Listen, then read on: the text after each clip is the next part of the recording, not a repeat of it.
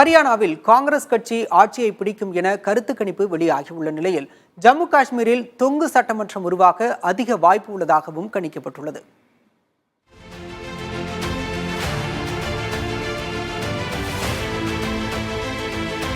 முன்னூற்று 70வது சட்டப்பிரிவு நீக்கப்பட்ட பிறகு ஜம்மு காஷ்மீருக்கு சட்டமன்ற தேர்தல் நடைபெற்றது. 3 கட்டங்களாக தேர்தல் நடைபெற்றது.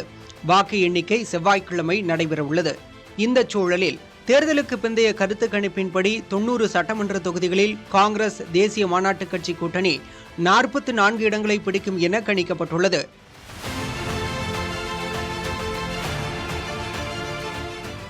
அதே நேரத்தில் பாஜகவுக்கு 30 இடங்கள் கிடைக்கும் என்றும் மக்கள் ஜனநாயக கட்சி சுயேட்சைகளுக்கு 20 இடங்கள் வரை கிடைக்கும் என்றும் கருத்து கணிப்பு வெளியாகியுள்ளது.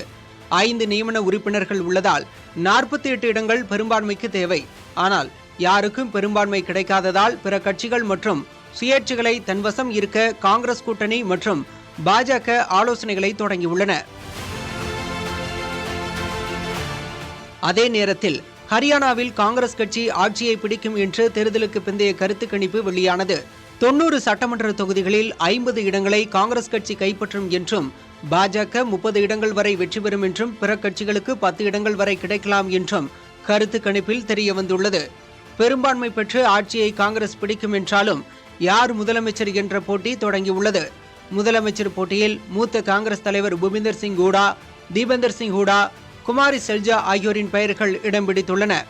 இவை அனைத்திற்கும் இறுதியான தீர்வு மக்கள் அளித்த தீர்ப்பை பொறுத்து வரும் 8ஆம் தேதி தெரிய வரும். புதிய தலைமுறைக்காக செய்தியாளர் கணபதி.